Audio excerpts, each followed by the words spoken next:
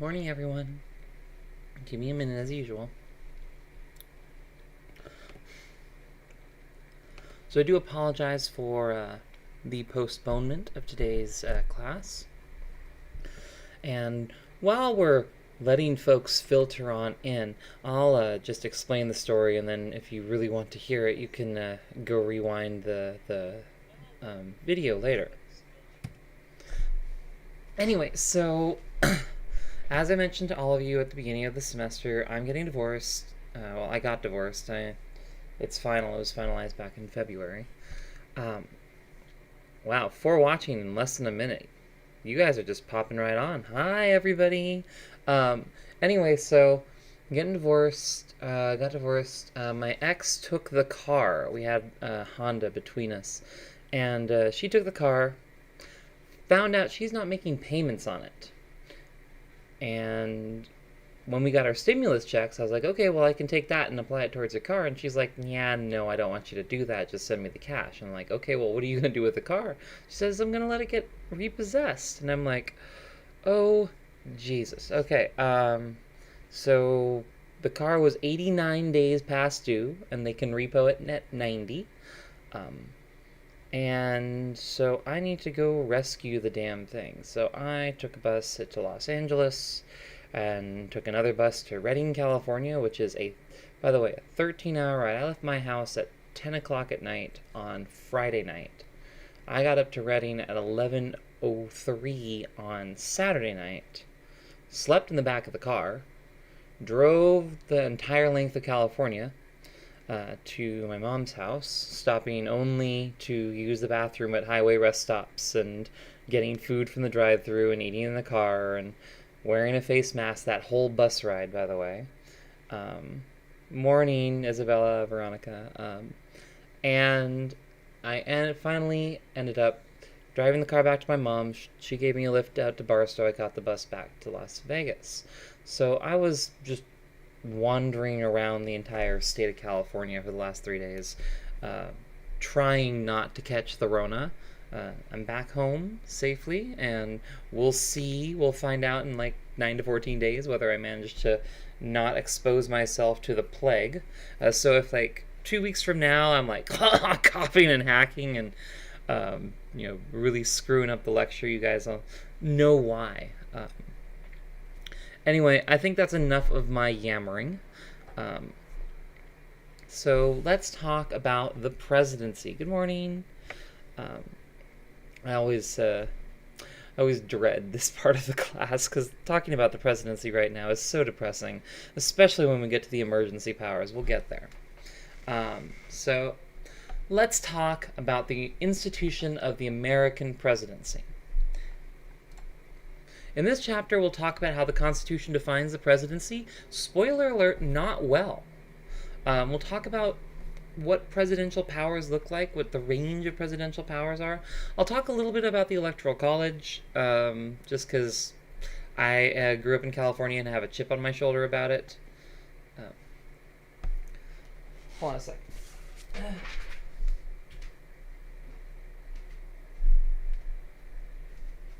I'm going to talk about the various roles that the office of the presidency plays in our system. There's 7 different roles of the office of the president. We're going to talk about presidential popularity, presidential greatness, why this buffoon is going to be ranked neither popular nor great. But we'll talk about the personal side of the office and how presidents themselves bring their own flavor to the office. And finally, we'll tour the executive office of the president. We'll meet cabinet secretaries. We will meet the chief of staff, the office of management and budget, and all the sort of people who are around the president. I just want to show you guys, though, because, I was like, I did not cancel class on 420 just because, I was actually out there, stuck on a bus wearing a face mask. It was terrible. You could see, it was awful. I was not able to lecture yesterday, and I do apologize for that. Oh, morning, Kimberly. So Let's start with an overview of the office of the presidency, because the office of the presidency is the highest office in our land, our first citizen, as it were. Oh, I'm kind of dark in that display. There we go.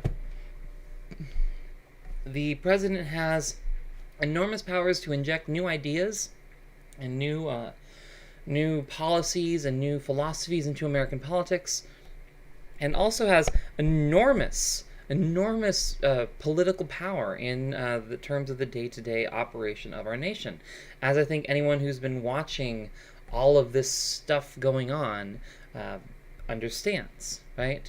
But also, if you've been paying attention, you should also note that the president's powers are enormous on paper, but not always enormous in practice. There are many ways in which the office of the presidency is checked by the other institutions of our government. At least we hope. So we'll talk about that. The office of the presidency has been defined by controversy since the very beginning. There was a question at the Constitutional Convention as to whether or not we should even have a president.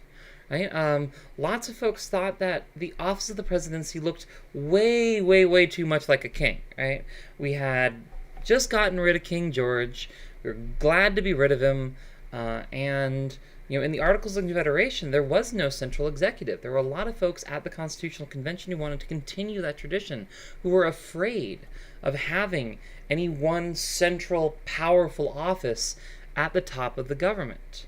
There was even, I mentioned when we were talking about the Constitution that there were proposals not only to make the presidency, or not only just to not have a presidency, but also to make the presidency a council. Rather than having a single ruler at the top of the nation, there would be like 3 people who shared the powers of the presidency. And so there's a lot of suspicion of the idea of a central executive.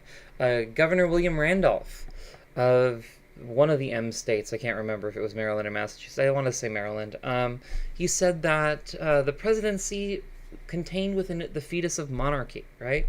That the presidency would evolve into an elected kingship, and hopefully it would stay elected, right?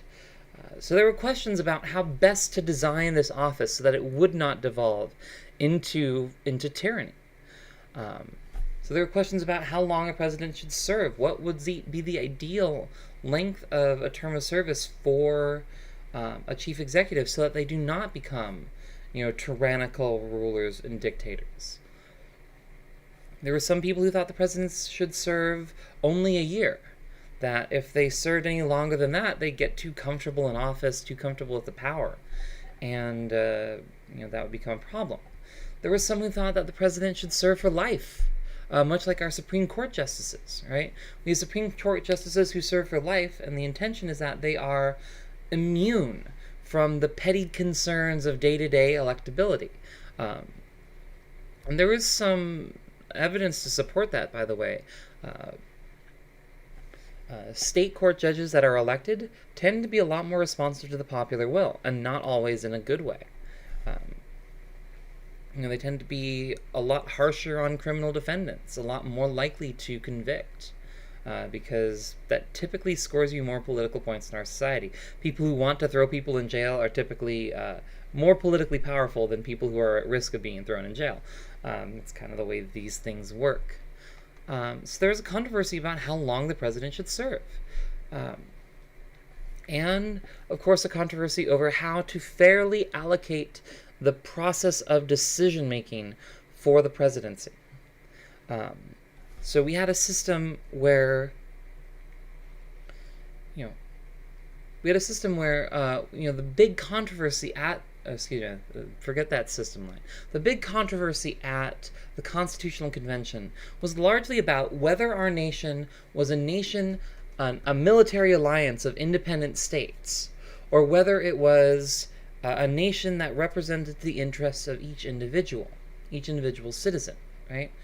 Did the nation owe its existence to we the people or to the United States?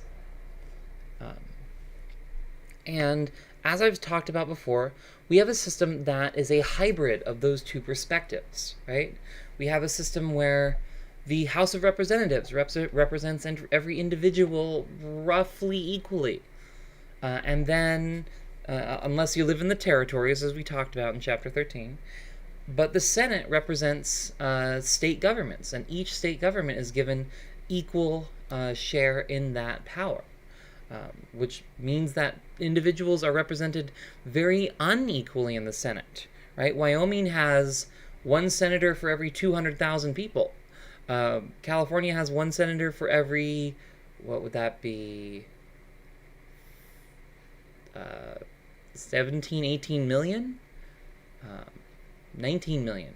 One senator for every 19 million people.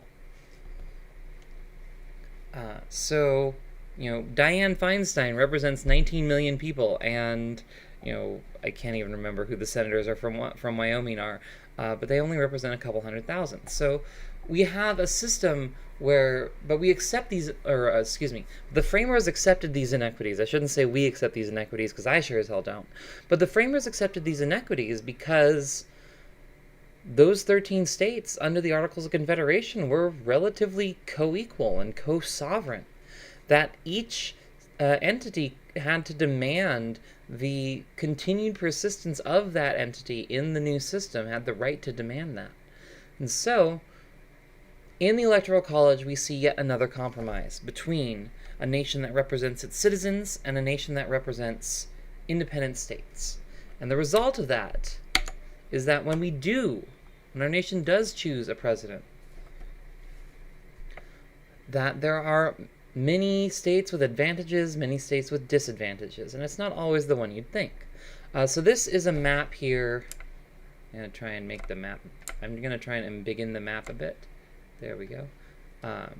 This map here shows the relative electoral power of a vote in every single one of these states. Pretty simple formula.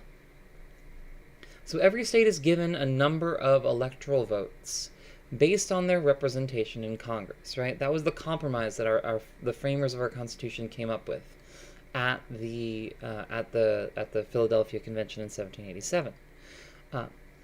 Every state would get a number of electoral votes equivalent to its representation in the U.S. Congress, House and Senate combined. So the minimum number of electoral votes you can have, and I've talked about this before, is 3. Wyoming has 3, Montana has 3, the Dakotas have 3. 3 votes is 2 representatives of the Senate, which every state gets, plus 1 member of the House, which is the minimum for any state to get. Here in Nevada, we have 6 electoral votes because we have 2 senators and 4 members of the House. California has 55 electoral votes because they have 53 members of the House and 2 senators. But population is distributed unevenly, right? So all this map does is it divides, population over 18 in each state by the number of electoral votes. And what you'll see is that, if you're a presidential candidate, it only costs you the persuasive powers to win over 142,741 Wyomingians, and that'll get you an electoral vote. That will get you one of Wyoming's 3 electoral votes, right? On the other hand, California, you have to win over 500,000 people to get an electoral vote out of California, right? Effectively, that means that the people of Wyoming have about 5 times more power than the people of California in the Electoral College. And you'll notice that, that pattern repeats itself in many places around the country, with mostly big coastal states being screwed over, right? So New York is 51st in terms of voting power, Florida is 50th, and California is 49th. You'll also note that DC is in here somewhere, and DC gets hella screwed over. Where is DC? There's DC. But they get 3 electoral votes, but they actually could deserve 4 or 5. But you can also see that North Dakota, South Dakota, Wyoming, Nebraska, Montana, Idaho are all benefiting from the system. Nevada's kind of at the middle of the pack. can also see Vermont and the New England states doing reasonably well on that measure, right? 2nd, 10th, 11th. Rhode Island gets 7th. So right now, the only saving grace to all this, Alaska is also massively overrepresented. There's Big Green, 5th in voting power, Alaska. Only 174,000 Alaskans gets you an electoral vote. So that's how we choose our president. A bunch of folks in the middle of the country get a bunch of extra power in choosing the president, and guess who they're all voting for? So that's a fun system.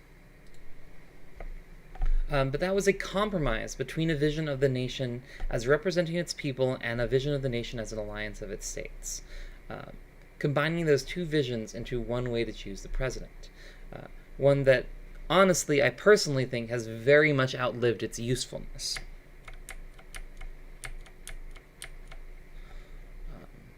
Onward.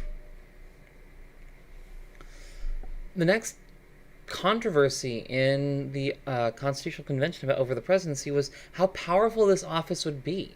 What powers would be granted to the president? And the founders kind of punted on this question. They didn't ever really come to a good, strong agreement on what exactly the president would do, so they just kind of kicked the can down the road. The Constitution grants a few expressed powers to the presidency in writing, in text, but there's not all that many of them.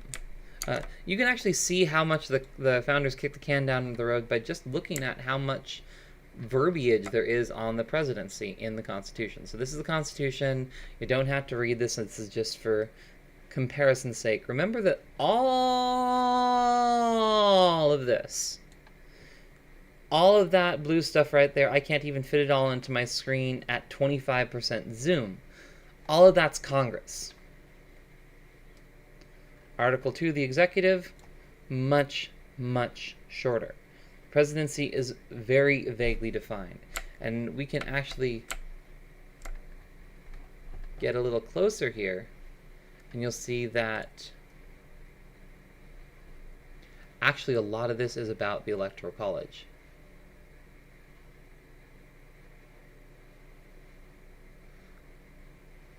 That whole section there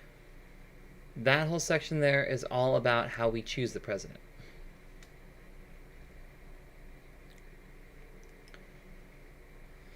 This is about the vice president, what happens if we lose the president. This is about the president's salaries. This is the oath of office. So very little in this section 1 has anything to do with the power of the president, right? Doesn't answer those critical questions of, okay, well, what does this person do in our government? What powers do they have in our government? What's the point of this office? That is answered partially in section 2. Section 2 and section 3 talks a bit about the powers and roles of the presidency. But you'll see that there's really not that much in terms of expressed powers in the Constitution. There is one big one right here.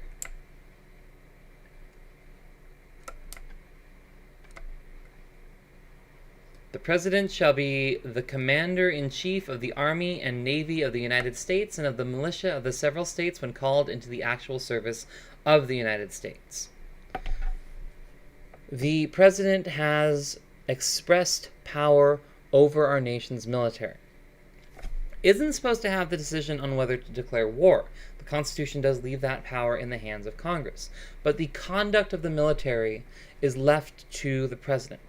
That was actually a big deal in terms of institutional design when the framers wrote the Constitution. Leaving the ultimate control of the military in the hands of a civilian was a big deal, right? A lot of folks who were very concerned about the nation's standing army were assuaged by the idea that, okay, well, but we elect the highest officer in that army. Right? So, other other powers, other expressed powers of the president. He may require the opinion in writing of the principal officer in each of the executive departments upon any subject relating to the duties of their respective offices. So he's allowed to have a cabinet and to request their opinion, and shall have the power to grant reprieves and pardons for offenses against the United States, except in cases of impeachment. So the president does have the power to pardon pretty much anyone they want for federal crimes, which we have seen with Donald Trump pardoning everybody from racist Arizona Sheriff Joe Arpaio, who was being held, and this is true, in contempt of federal court for refusing to stop racially profiling Latinos in Phoenix. And Trump pardoned him for that. He was just about to go to jail for it. Let's see, pardoned disgraced corrupt Governor Rod Blagojevich along with a host of other white-collar criminals. We're waiting to see if he tries to pardon himself on the way out of office. That'll be interesting. And so the president does have the authority to, pardon or commute people's sentences when appropriate. Most presidents use that for, compassionate means when they hear of cases that were horribly mismanaged by the justice system. A lot of presidents tend to give those out like at the end of their term when it doesn't matter anymore. But Trump's using it to help his rich friends, because of course he is. Other powers of the president that are, so Article 1, Section 2, Clause 2, powers of the president that are tempered by his need to collaborate with the U.S. Senate. President shall have the power, bind with the advice and consent of the Senate, to make treaties, provided 2/3 of the senators president concur, right? So that's written into the Constitution. We talked about how this can make our foreign policy very unwieldy at times, right? Also says that the Senate has to advise and concern on appointments of ambassadors, public ministers, and consuls, judges of the Supreme Court, and all other officers of the United States whose appointments are not herein otherwise provided for. So basically, the president has the authority to appoint people to fill up the federal government. Congress is also allowed to allow the appointment of certain officials without confirmation, or allow the courts or the heads of departments to appoint people. They don't really do that all that much. Most of those appointments are still in the hands of the presidency. And let's see. The president is allowed to give Congress information on the State of the Union and recommend to their consideration such measures as he shall judge necessary and expedient. So the president is given the authority to recommend legislation to Congress, but not to introduce it. President is allowed to call Congress into session. He's currently trying to call Congress out of session, and that is not something that the Constitution permits, but except here. So if the Senate and the House do not agree on when to adjourn, the president may adjourn them to such time as he thinks proper. And the president has to receive ambassadors and public ministers of other countries, take care that the laws be faithfully executed, and shall be removed from office on impeachment or conviction for treason, bribery, or high crimes and misdemeanors. That is it. What you should be noting is that there's not a whole lot there, right? The express powers of the president aren't all that substantial. We're talking about one of the most powerful offices on the face of the planet. And really in the Constitution, it doesn't have that much inherent power, inherent power is something different. It doesn't have that much power expressly given to it by our Constitution. Of course, there are other types of presidential power. We also have delegated powers. So there are many ways in which Congress can pass a law that grants powers to the president to use. So some recent Trumpy examples, the Muslim ban, which, by the way, a version of is still in effect. where Trump basically tried to ban people from a bunch of majority Muslim countries from entering the United States. Um, that was predicated on the president's authority to do so under like a 1950 something Immigration Act, right? Congress wrote this Immigration Act back in the 1950s and wrote a line in there that said the president shall have the authority to suspend the migration of, persons detrimental to national security, something like that. And obviously that was supposed to be like, okay, the president's allowed to keep out Russian spies, and instead, Donald Trump is like, all Muslims are detrimental to national security, and ban them all. But that's a delegated power. Similarly, there's been a lot of conversation lately about the Defense Production Act. Defense Production Act was a law set up by Congress that authorizes the president in times of national crisis, like the one we are currently living through, to force manufacturers to produce supplies and things that are essential for the national emergency, right? So the president does have the authority to say, hey, General Motors, stop making cars and start making ventilators now, because we need ventilators, right?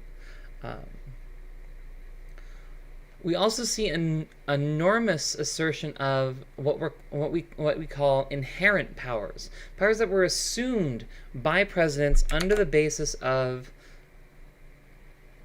this very first section here. The executive power shall be vested in a president of the United States of America. Inherent powers presidents find there.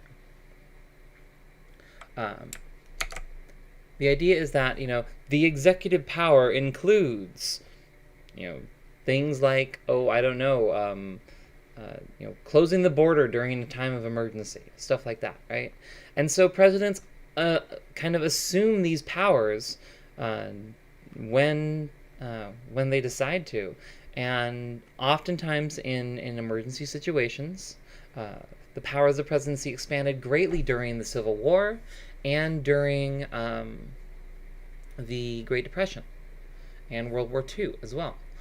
So oftentimes presidents claim expanded power based on their executive authority, especially during times of great national crisis. Also 9/11, presidency and executive branch gained a lot of power during 9/11 as well. We have a couple of other specific examples of presidential power. One is the idea of executive agreements. An executive agreement is just like a handshake agreement between two leaders. Hey, I promise to run my country this way, you promise to run your country that way. The advantage of executive agreements in the American system is that they are not subject to senatorial confirmation. So if President Obama wanted to make a treaty with Prime Minister Trudeau in Canada, back during the latter days of his term, and the rabid Republican Senate was not going to let him do anything good, well, Obama could say to Trudeau, well, here, we'll make an executive agreement. Unfortunately, those sorts of things are only good as long as the president's in office. The agreement that Obama made with Trudeau, there's no legally binding reason that Trump is in any way bound to follow it. And so, of course, he doesn't, right? Finally, we have executive privilege, and good God, this administration has been asserting a whole lot of executive privilege. Executive privilege is a power claimed by the president to resist requests for information, to resist the investigation and oversight of the congressional branch. And so when you see Donald Trump ordering his subordinates not to testify at the impeachment hearings, he's asserting executive privilege. The idea that the Constitution vests executive power in the president and in the president alone.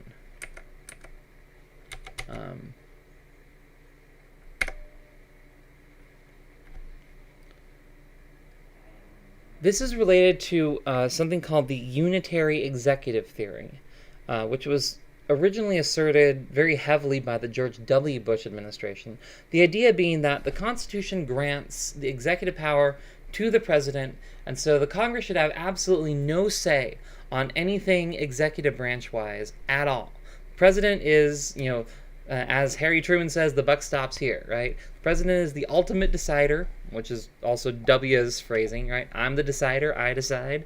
But the president is, in that view, the ultimate decision maker. All executive branch policy is in the hands of the office of the president. And obviously, presidents who want to expand their power and authority find this reasoning very, very useful, including the president we have in office right now. It should be noted that executive privilege does have its limits. The courts do find often that executive privilege doesn't cover everything that a president does. The personal, internal deliberations and things like that inside the White House are often covered by executive privilege. But even then, when Nixon tried to hide his White House Oval Office tapes of him basically confessing to Watergate, the courts found that executive privilege did not cover accusations of criminal wrongdoing. The courts have also recently been battling back and forth with the questions of, how much can we force officials of the Trump administration to go testify in front of a hostile House of Representatives. That was a major controversy during the impeachment hearings at the end of last year and the beginning of this year. God, that all seems so long ago, doesn't it? Hope everyone's hanging in there out there. So, point is, we really don't have an enormous amount of express powers, but presidents have gained a lot of authority through their claim of inherent powers. Oh, oops, I already was supposed to do the unitary executive theory back there. But Americans want a powerful president, especially in times of crisis. In times of crisis, it would be really, really nice if we had a strong, steady, decisive leader who could assess the situation and make the decisions necessary to keep our country prepared and protected. Unfortunately, we do not have that right now. We have a president who is very much ill-suited to the demands of this crisis, to the point that he says, oh yeah, by the way, anyone can get a test, we have plenty of swabs, all of that good stuff. Well, maybe the reason he has plenty of swabs is because the federal government is currently seizing medical supplies from states when they're trying to ship them to their hospitals and redirecting them to points unknown. The federal response to this whole crisis has been abysmal. But so, Americans typically want a powerful president during times of crisis, but really all the time. Americans want a president that can get stuff done, right? Americans vote for president. Often that's the only election they vote in, and they expect that person to get results, right? But Americans also fear a powerful president, right? As they should. This is an extremely powerful office, and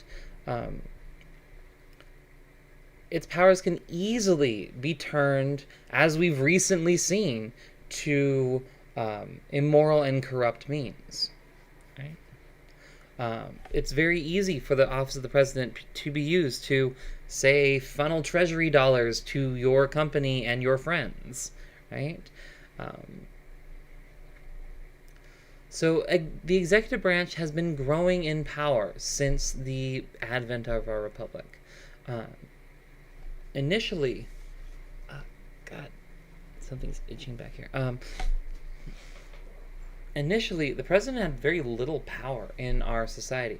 Like I said, Congress was really the preeminent branch of the federal government for the first 100 years or so of our republic. By the Great Depression, though, you started seeing people demanding a much more activist federal government just because the enormity of the crisis in the Great Depression was, it was so huge. People demanded a government action, and so President Roosevelt stepped in to provide that action. Presidential power has absolutely, especially grown in terms of foreign policy, right? We no longer have a Congress that has to declare war. Presidents just kind of go on their own say so. and even the War Powers Act, which was signed to try and claw that power back from the presidency, has been only of limited utility in performing that. However, presidential power is often limited in solving domestic concerns, especially during non-emergency times, right? But domestic policy is almost entirely in the hands of Congress. And presidents can persuade and cajole and negotiate, but they can't force Congress to do anything that they don't want. I'll be right back.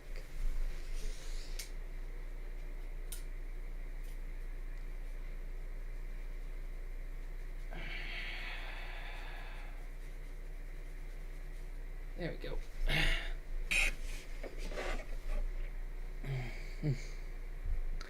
All right, so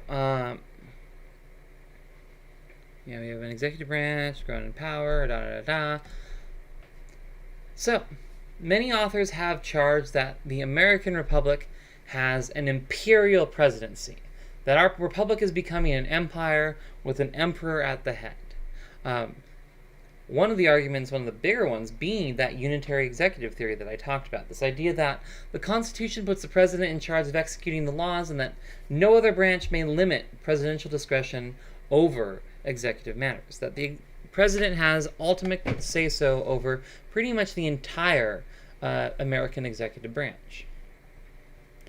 And so, we need a powerful leader, especially in times of crisis. The fact that Donald Trump is in charge during this global, disaster is probably going to get millions of people killed. Without strong, decisive leadership, people really do die in situations like this. Without strong, decisive leadership, even during the best of times, that can have a massive impact on people's lives. But at the same time, we fear powerful leadership. We fear especially powerful and arbitrary leadership.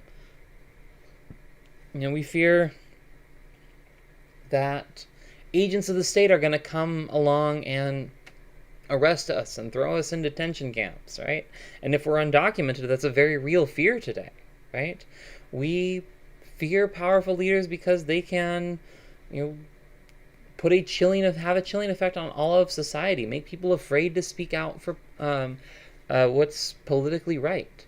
So we have an office that was the framers' attempt to try and in the presidency, you have an office that was the framers' attempt to try and at once provide an office powerful enough to meet the needs of the nation, but not so powerful as to be able to essentially control the nation with an iron fist. So we have a paradox in the presidency, where at once this is the most powerful office in our government, but also the office sometimes appears weak, right? Even when a presidential candidate runs on a policy change, they're not necessarily able to get that change accomplished, right? Donald Trump ran on repealing Obamacare. He could not get it done. Why? Because the presidency has to work with Congress on these sorts of things. I'm going to hold there. Any questions on presidential power before we move on to presidential duties?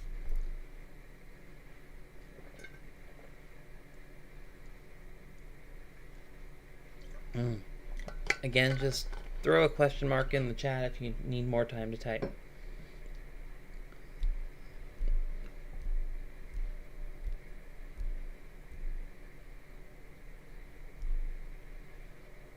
Okay, moving on then.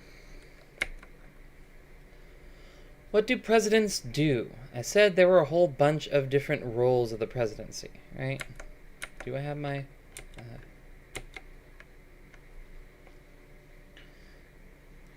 One of the biggest of those roles is the role of the president as commander-in-chief, as I mentioned earlier. This is an express power of the presidency in the Constitution, so it is one of the most solid foundations you can have for executive power. Congress is given the power to declare war, but the presidency is unequivocally given the power to manage it.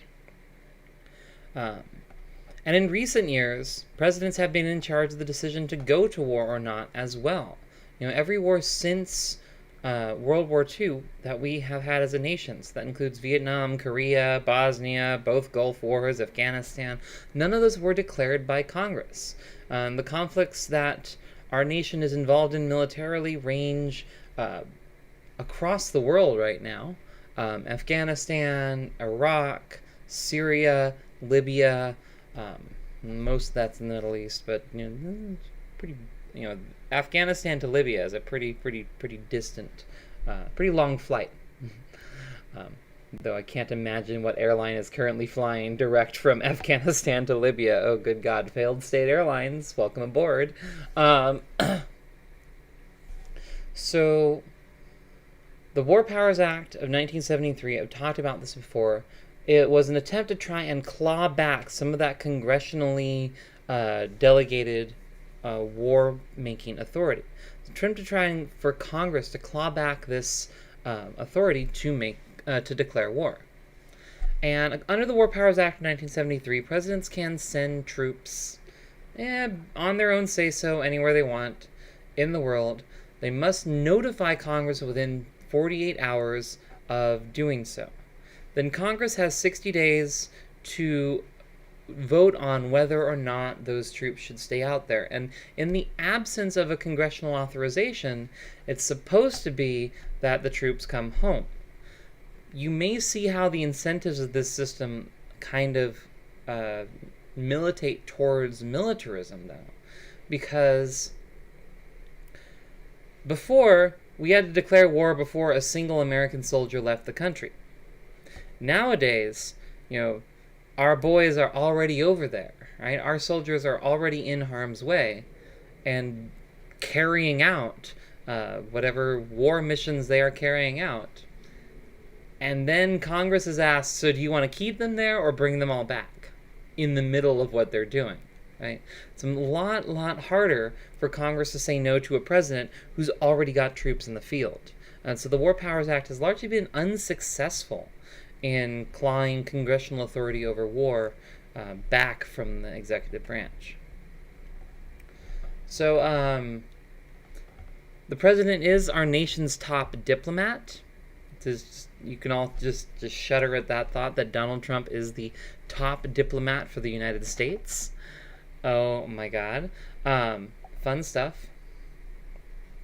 So, but the president does have a lead role in foreign affairs, right? The Constitution gives presidents the power to negotiate and make treaties, but presidents have since then claimed expansive power over our international relations apparatus.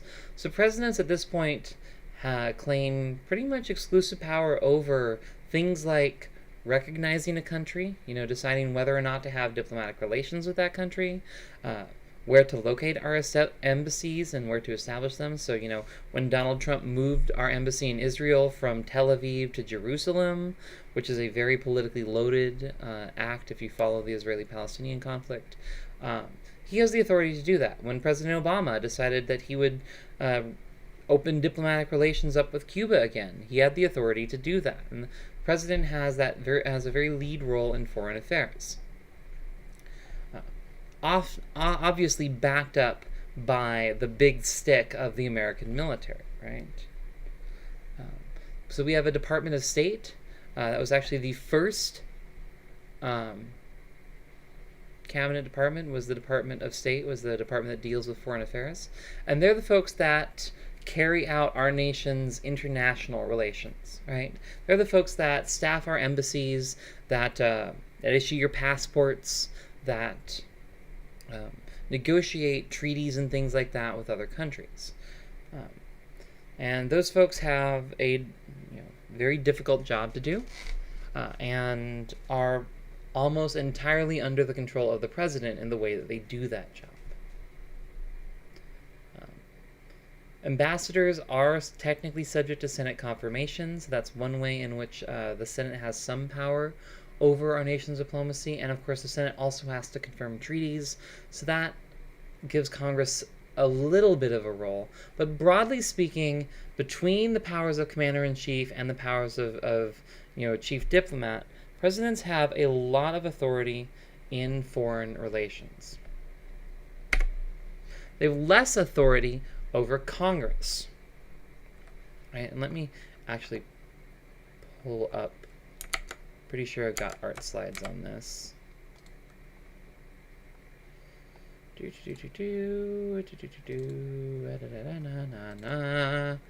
And art slide 14.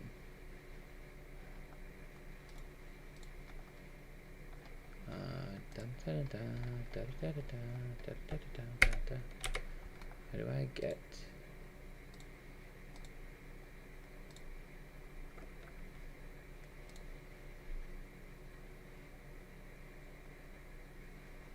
I don't have presidential batting average? Okay, well that's dumb.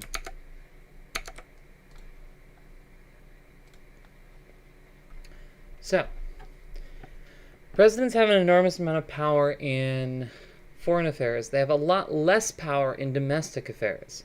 The president does have a role to play as first legislator in our system.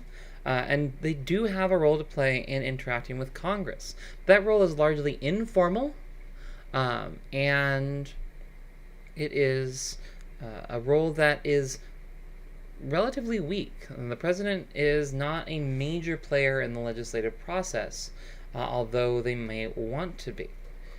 So, Constitution does give the president the authority to recommend measures for consideration by Congress. And every president comes into office with a legislative agenda, right? Whether it is pass Obamacare or repeal Obamacare, right? Every president comes into office with a legislative agenda. And White House advisors, members of the executive office of the president, members of the cabinet staff, all spend time regularly lobbying Congress in order to get their programs passed. Right? A big night in terms of the legislative agenda in terms of the president is the State of the Union. For those of you who are familiar, the State of the Union address is this political equivalent of the Super Bowl, right? It is the night in Washington, D.C. It is a big annual event where the president gives a speech to the entirety of the United States Congress assembled, right? All 541 members of the Congress, the entire Supreme Court, most of the important members of the cabinet, basically anyone who's anybody in our government is at the State of the Union. This is a big deal. It happens in mid-February. It's usually close to Valentine's Day. It's always on a Tuesday, because we do political things on Tuesday night in America. That's just our tradition.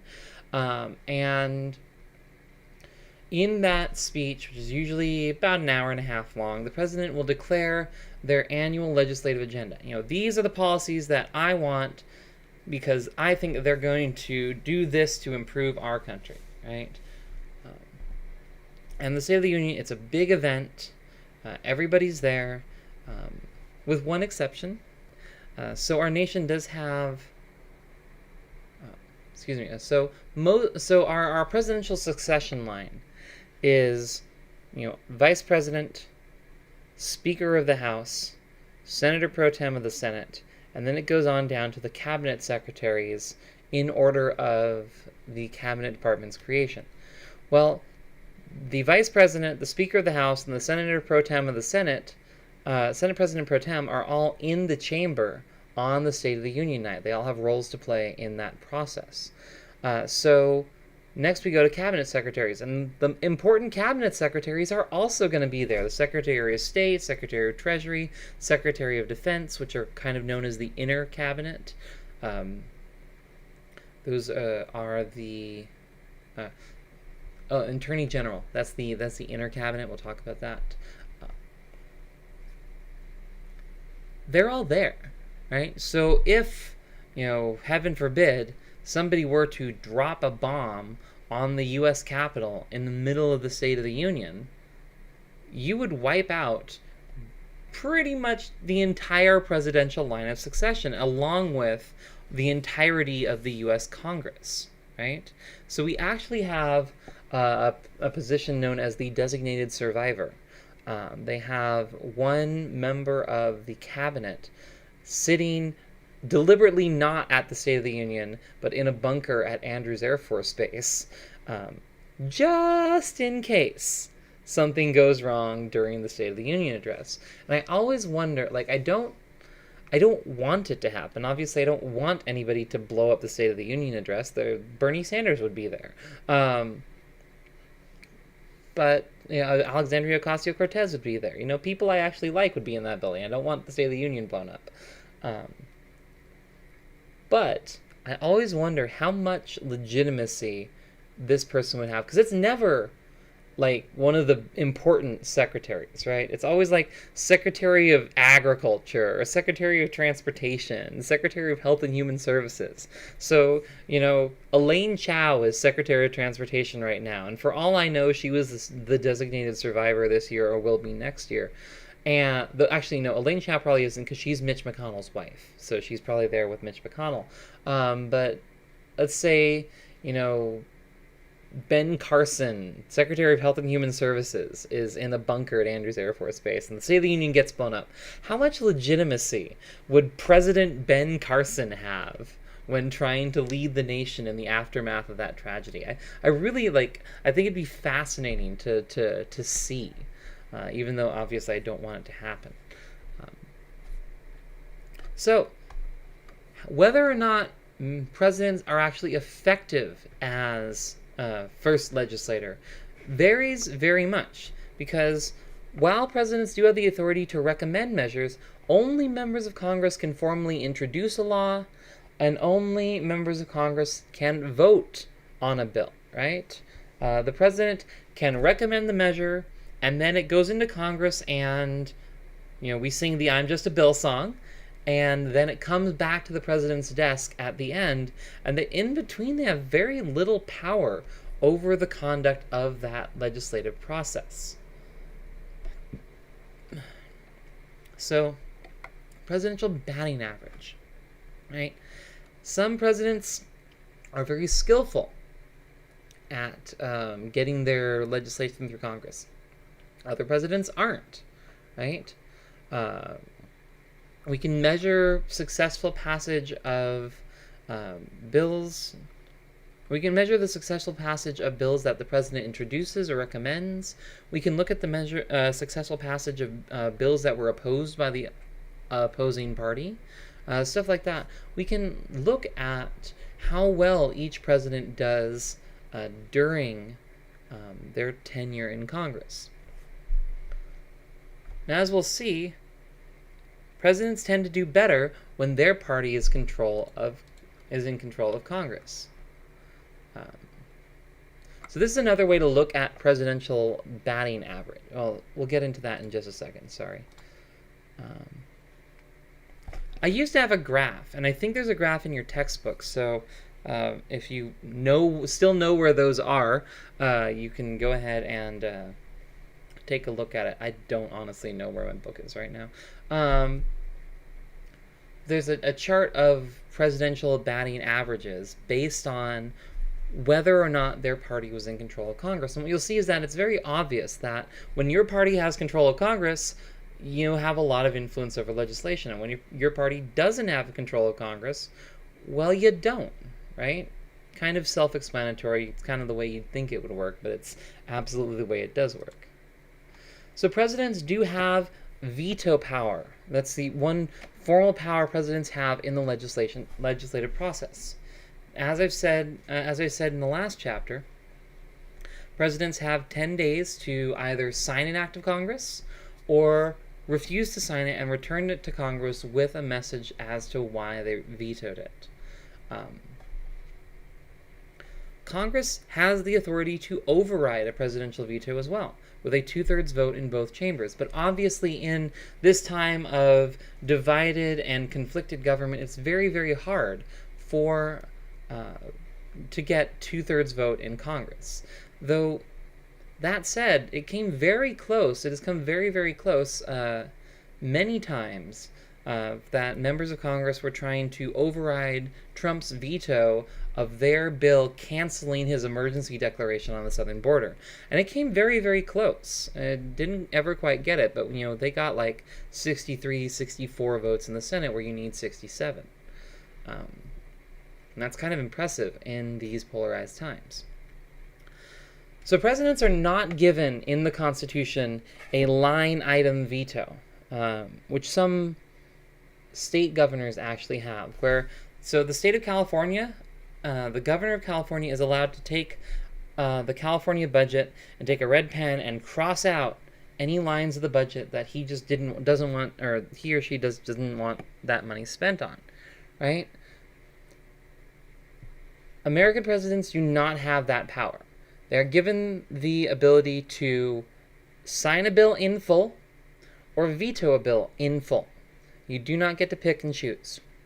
But of course, presidents want to pick and choose. They want the power to be able to veto parts of a bill and not other parts. It doesn't work that way, but they certainly try. So what they often do is that, especially this became a real common practice for W. Bush, and is now becoming a much more common practice for Trump as well, is that presidents will write a signing statement, a presidential declaration commenting on a bill that often includes criticism and directs the executive branch to ignore parts of the bill. So, for example, the Democratic Congress in 2006 actually managed to pass a law requiring George W. Bush to close Guantanamo as part of the Defense Appropriations Act. And so the president, if he vetoes it, vetoed funding for the entire military. So what he did is he signed it, but attached a signing statement that says, the way I'm interpreting this means I don't have to close Guantanamo, basically. We're interpreting section blah-de-blah of this act so as to not require the closure of Guantanamo Bay Prison. And it's like, but that act specifically requires the closure of Guantanamo Bay Prison, and that was the entire point. Similarly, in the coronavirus, the CARES Act, the first coronavirus relief fund, because, there are going to be more, the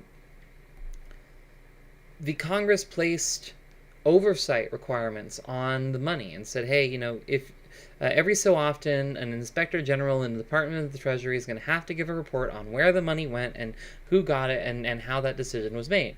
And the president, Trump, just released a signing statement when he signed that coronavirus bill that basically said, we believe that these inspector general provisions are a violation of that unitary executive theory, that Congress has no right to tell the president who to give money to, and so Donald Trump can basically spend that $2 trillion to bail out big businesses any way he wants to, and there's no oversight, thanks to this signing statement. Obviously, that is not how our Constitution is supposed to work. Presidents aren't supposed to override congressional lawmaking processes like that. But essentially, as we've seen throughout the Trump administration, it's very difficult for the other branches of our system to hold the executive branch accountable, especially when the executive branch has stacked the judiciary in their favor, right? The Supreme Court has basically said that Trump can do whatever he wants, so effectively, Trump can do whatever he wants.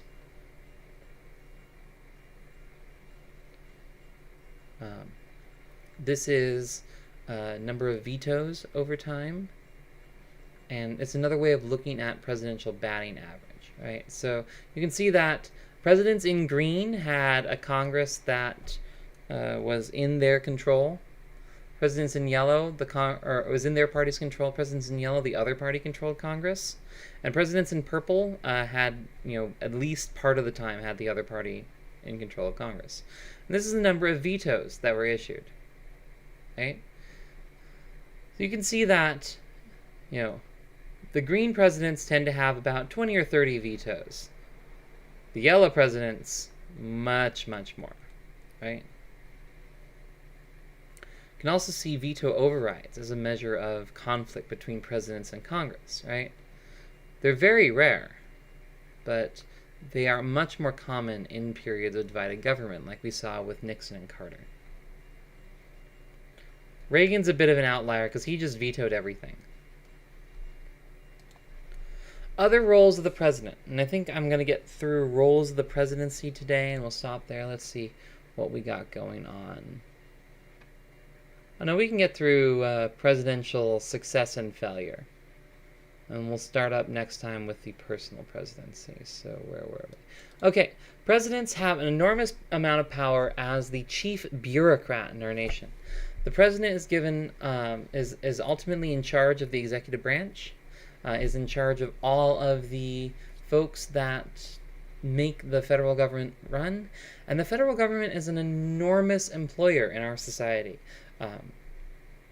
Has something like 2 million civilian employees in the country.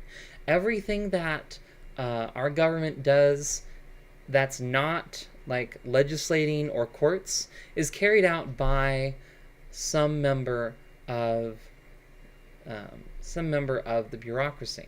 And the president is in charge of all of those members of the bureaucracy. Hold on a second. My roommate's alarm's going off and she's not waking up.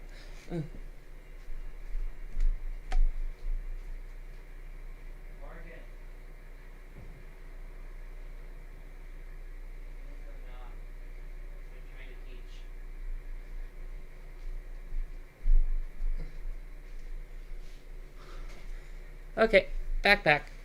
So, the president, our bureaucracy is divided into political appointees and civil servants. Political appointees are top officials in the executive branch appointed by the president. So, secretaries and a lot of their, like, undersecretaries and deputy secretaries and deputy undersecretaries and assistant secretaries and all that, those are typically political appointees. They're the managers of that agency, and they're typically appointed by the president because they share that president's political views. We'll talk about how that can shift when we get a little further down into talking about the cabinet next time. But those managers, there's about 4,000 political appointees, but again, I said the federal workforce is about 2 million. So those 4,000 political appointees oversee millions of civil servants, people who are employed as career officials in the government. Not because they share anybody's politics, but they're hired based on merit, employed on the basis of a competitive hiring process. It used to be an examination process, not always anymore. And those people, work for the government year in, year out, no matter who the president is, right? We don't change all our mailmen when we change political offices. And mailmen are mail carriers are civil servants, right? Passport clerks are civil servants. All these folks are scientists at the EPA, civil servants, not politically appointed, just people who are there to do their job, right? We'll talk more about that distinction when we get to bureaucracy in chapter 15. So the president has an enormous amount of authority over the bureaucracy, and that is what gives him the power of executive order, right? So executive orders, sometimes people are like, well, wait a second, the president just had an executive order to do this. Doesn't Congress have to, isn't Congress supposed to be making law? Well, executive orders are essentially instructions issued to the executive branch, based on the president's authority as the chief bureaucrat in our society. So they can't compel you to do anything, but they can compel the federal government to deal with you in a specific way, right? So Trump can file an executive order saying, so for example, there was a recent executive order saying that adoption agencies could discriminate against gay and lesbian couples. And so Trump isn't allowed to say, it's illegal to be gay. But he is allowed to say, hey, Federal Department of Health and Human Services, you need to give money to these people based on, even if they discriminate based on their religious beliefs. Right? So the policy changes the way the executive branch operates, and that's how that works. And that's why presidents are able to issue executive orders without congressional approval. Another example of that, DACA, the deferred action for childhood arrivals, was President Obama's signature immigration policy. He wasn't able to pass comprehensive immigration through Congress like he wanted to. So what he ended up doing was issuing executive orders and saying, well, here's the deal. ICE, you're going to set up a program so that you can identify these certain people and give them cards, and you're not going to be allowed to go and arrest these people. They're your lowest priority for enforcement. So if they've got a card, you leave them alone unless and until every other undocumented immigrant has already been deported, right? And so that's an executive order, right? That changes not how the law treats undocumented immigrants, but how the federal government treats them. Right? It may be a slight distinction, but it is an important one. So presidents do have a role as economists in chief. Why is my keyboard? Okay. It is still working, it's just not lining up. But presidents have a role to play as economists in chief. And that's a difficult one because, okay, so what are your major levers over economic policy? Well, you've got fiscal policy and monetary policy, if you've taken Economics 101. Fiscal policy is taxing and spending, right? And fiscal policy, well, that's all in the hands of Congress, right? Making the budget, setting tax rates, spending money on programs. Constitution gives that power to Congress. On the other hand, you have monetary policy, which is, by design, kept somewhat politically independent. We have an independent central bank in the United States called the Federal Reserve, and they set monetary policy with some input from the president. The president appoints the Fed governor, for example, but the president doesn't have the authority to order the Federal Reserve to print money or anything. It is an independent institution. So accordingly, the two major levers that government has over the economy, fiscal and monetary policy, the president doesn't have much control over. But the president gets blamed for the economy anyway. The economy is in the absolute shitter right now, and that is probably why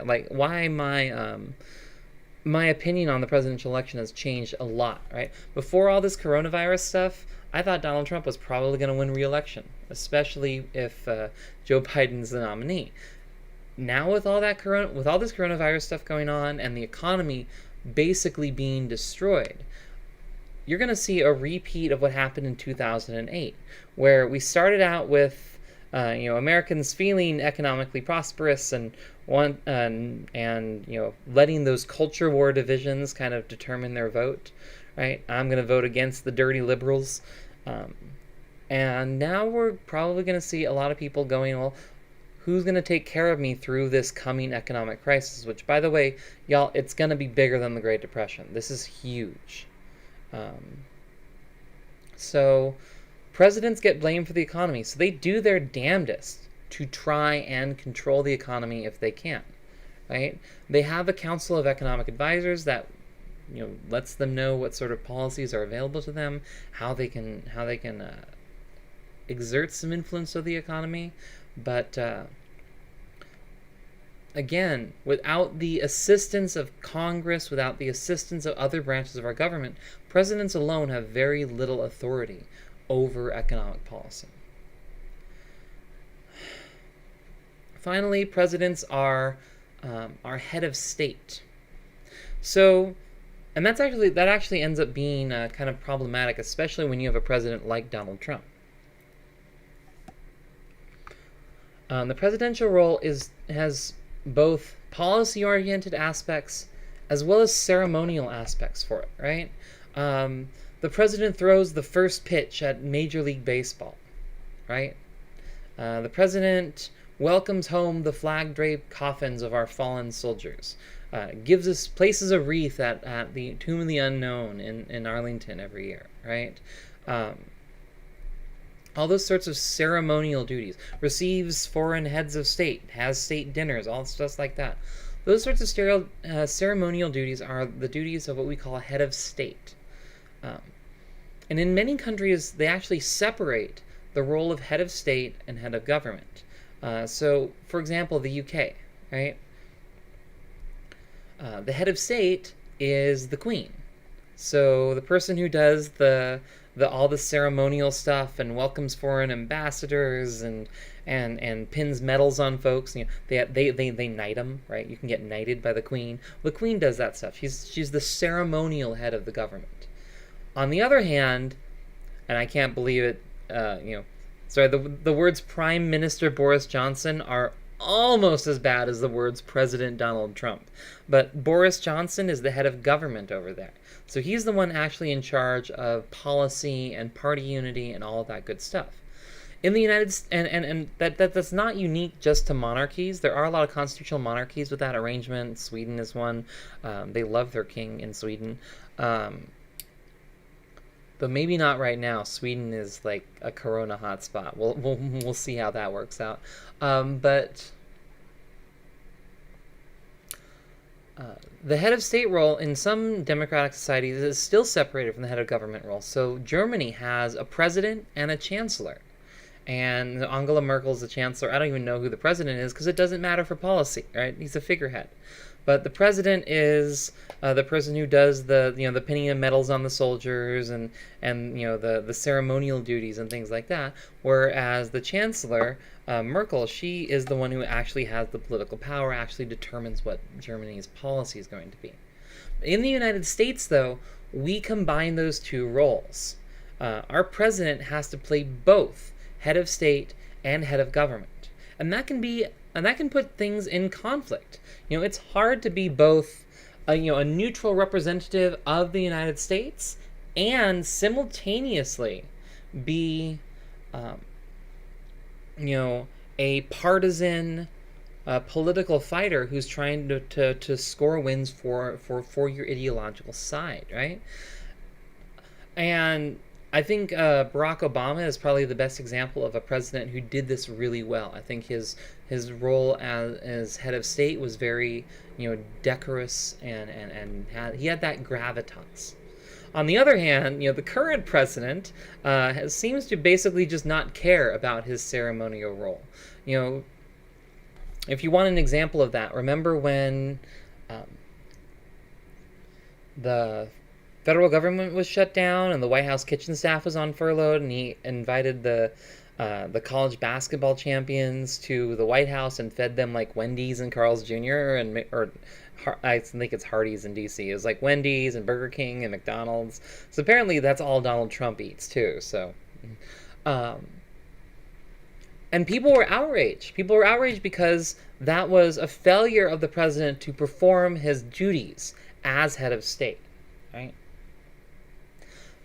What you should get out of that section is that the role of the president is widely varied. You have these bunch of different characteristics, and presidential authority has grown so large that no one person can do all of these jobs, right? Nobody is going to be simultaneously a great general and a great diplomat and a great economist and a great figurehead. Nobody can do all of that at once. It's impossible. Teddy Roosevelt, though, said that the presidency was a bully pulpit. If you've seen the Night at the Museum movies with Robin Williams playing Teddy Roosevelt, and he says bully all the time, right? Bully means cool or awesome or good, right? So we might say today the bully pulpit, which is a phrase that we political scientists use awesome. We might say that the presidency is an awesome platform, right? It is a great place to speak from. It is the nation's biggest soapbox, right? You didn't know the White House is just a giant soapbox for the president to stand on. But an active president spends time reaching out to the American people and trying to promote their ideas, win people over to their cause, mobilize the nation on behalf of their vision for the state. You may look at the current occupant of the office and think that he's not doing a terribly good job of that either. But the presidency's greatest power is, according to those that have held it, is to persuade. Right? So even though this is an impossible job, a role so large nobody can do it all at once, the hope is that if you are a skilled president, a skilled politician, you can persuade the nation to follow you. Any questions on roles of the presidency? Got 20 more minutes of lecture here. Again, as always, throw a question mark in the chat if you got a question.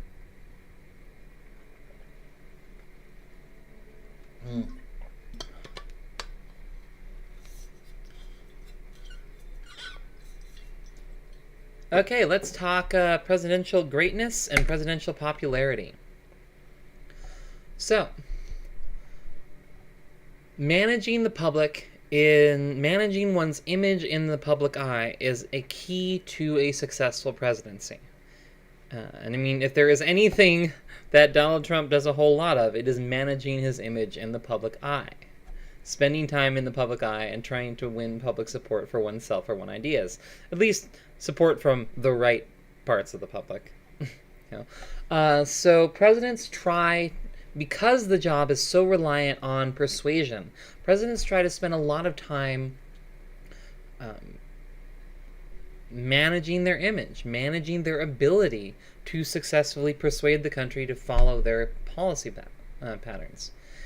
Approval ratings are a widely used metric. So we looked at some approval rating polls back when we did Chapter 7, back when we still met in classrooms and before the world went insane. And no president stays above 50% the entire term. Pretty much every president goes through a cycle, and you can see this, that approval ratings will start out high, but kind of slowly fall and bottom out in the middle of the second term. It's actually really pronounced with Obama. People just kind of hated Bush by the end. But with Obama, you can see his approval ratings started out very high, kind of fell to the middle of his term, and then kind of came back up by the end. Right? That's similarly with Trump. You can see high approval ratings that immediately dropped off and fell, and now they're starting to creep back up again, because that is the horrible world that we live in. That's the cycle. That's when this sort of thing happens, right? No president stays above 50%, but you start out high and fall, and then typically over the course of the election year, typically presidential approval will rise up again. It should be noted, though, that approval and greatness are different things, right? Political scientists differentiate presidential popularity in the moment and presidential greatness, right? Just because a president was unpopular in the moment does not necessarily mean that that president was doing the wrong thing. And the long view of history does show us, indicate who some of our greatest presidents were. Greatest presidents, according to political scientists, according to your textbook authors, are the presidents who redefine the relationship between the nation and the government, who tell us who we are. And it should be noted that, with a few exceptions, we pretty much agree on who the greatest presidents are. You'll notice these are results of polls by historians and political scientists about who the greatest presidents were in 1948, 96, 2011, 2015. And you can see that there's almost universal agreement that Abraham Lincoln was one of our nation's greatest presidents. Why? He led the nation through a time of crisis, he kept the Union together, and he won many people over to the cause of abolition, right? redefined what it meant to be an American. He turned these United States into the United States, and that is a big freaking deal, right? You'll see also Franklin Delano Roosevelt is consistently ranked in the top 3. Again, a president who redefined the relationship between individuals and their government, who said the federal government is going to take a bigger role in your lives to protect you from the predations of capitalist society. We're going to make sure that you're taken care of in old age. We're going to make sure that you have a minimum wage, that you have, a union, stuff like that. Other great presidents, George Washington is pretty consistently ranked in the top 3. Teddy Roosevelt ends up pretty high, like 4 or 5. Wartime presidents tend to do pretty well, so Woodrow Wilson got some high marks early on. It should be noted, though, that he was a gigantic racist, so you can kind of see his rankings fall as racism becomes more inappropriate. Obviously, we can also agree on who some of the worst presidents were, right? Andrew Johnson sitting at 41, James Buchanan 43, our nation's first gay president, but not one of our nation's greatest presidents. And these tend to be pretty solid agreements. If you ask parties about historical presidencies, they tend to agree. When you get into more recent eras, though, you can find a lot of disagreement around one president in particular, Ronald Reagan. If you are a Republican, Ronald Reagan is probably the best thing to happen to America since sliced bread. If you are a Democrat, Ronald Reagan is where it all went off the rails. So, he's ranked kind of fair to middling in these polls. Eisenhower's ranked higher, Johnson's ranked higher. But it's important to remember that most of these historians and political scientists are probably lefties, right? They're probably, at least centrist Democrats, if not further, because that's just the nature of our politics. Interestingly, in 2015, the APSA poll said Bill Clinton was 8th and Barack Obama was 18th. We'll see how his history judges the presidents of our era in times to come. So we're going to pick up our lecture there on Thursday morning at 8 a.m., our regularly scheduled time, and I do apologize for the delay again. And when we come back, we'll talk about the personal presidency. We'll talk about the West Wing of the White House and who exactly works in there and what goes on. We'll talk about appointments and the appointment power. We'll talk about the cabinet. We'll talk about all that good stuff. So I will see all you folks on Thursday morning at 8 a.m. And I hope that you are all staying safe out there. Quick reminder, because not a lot of people in Nevada seem to have gotten the message yet, the CDC does now recommend face coverings for all trips out in public. So if you're out there, wear a mask. Remember, my mask protects you, your mask protects me. So if you're out there in public, you want to keep your fellow citizens safe, please cover your face. Until then, stay safe, until Thursday, stay safe out there. Try and keep your head on your shoulders, and don't forget that the paper is coming due the first week of May. That is coming up. It is the 21st of April. So got a little over 2 weeks to get that essay in. And I will see you all on Thursday morning.